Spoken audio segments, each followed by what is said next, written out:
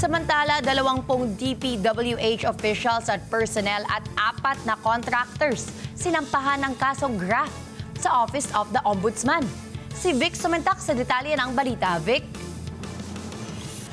Bitbit ang sangkaterbang mga dokumento at ebidensya ay pinangunahan mismo ni DPWH Secretary Vince Dizon ang paghahain ng kasong may kinalaman sa maanumalyang flood control project sa Office of the Ombudsman.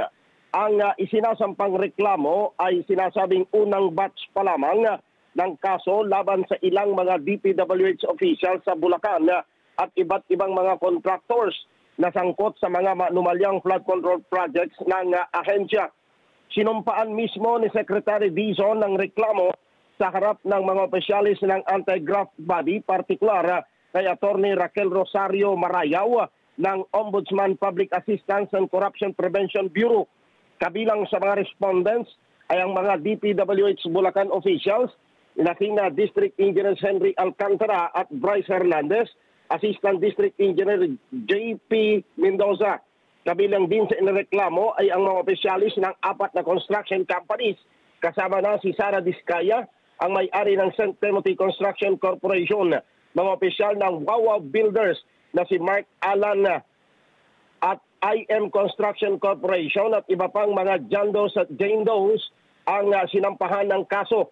Sinabi ni Dizon na ito ay unang batch pa lamang na mga kasong isasampa ng DPWH laban sa lahat ng opisyal ng ahensya at pribadong individual na naging instrumento sa pagnanakaw sa multibilyong piso na pondo ng bayan na may kinalaman sa flood control projects. Narito ang pahayag ni Secretary Dizon.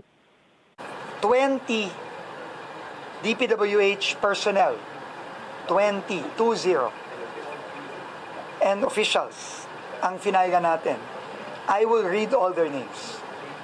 Henry Alcantara, Bryce Erickson Hernandez, J.P. Mendoza, John Michael Camos, Ernesto Galang, Lorenzo Pagtalunan, Norberto Santos, Jaime Hernandez, Flora Lynn Simbulan, Juanito Mendoza, Roberto Roque, Benedict Matawaran, Cristina May Pineda, Paul Jason Duya, Merge Haron Laus, Lemuel Efraim Roque, R.J. Domasig, Giancarlo Rivera, John Benex Francisco, Jojo Marie Tayaw.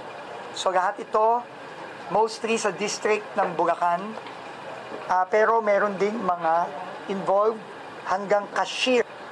4 na contractor at 5 tao. St. Timothy Construction Corporation, Miss Maria Roma Angeline Rimando, at ang admitted by herself mismo as beneficial owner, Cesara Rowena Discaya. Wawaw Builders, Mark Alan Arevalo, Sims Construction Trading, Sally Santos, IM Construction Corporation, Robert Imperio. So total of 25 persons and 4 construction companies. Samantala, iginiit ni Secretary Dizon na umpisa lamang ito dahil ang nais talaga ni Pangulong Ferdinand Marcos Jr. ay pabilisin at sampahan agad na mga kaso ang lahat ng sangkot sa binunyag nitong flood control projects na ang saklaw ay ang buong Pilipinas. Niliwanag pa ni Dizon na bakit graft lamang ang isinampat hindi plunder dahil batay umano sa payo ng mga legal expert ng DPWH. Pareho naman ang sentensya na non-bailable at capital offense, mas madaling patunayan ang graft kaysa plunder. Pero ang tabayanan ni Secretary Dizon, kasandaling mabuo na ang independent commission na ihahayag ni Pangulong Marcos Jr. Inaasahan na ngayong araw ay ihahayag ang 3 kataong bubuo nito.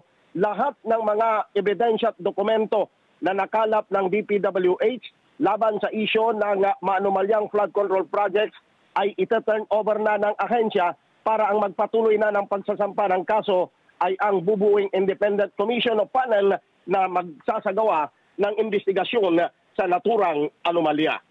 Vic Samintak para sa Mata ng Agila, matatag, matapang, matapat.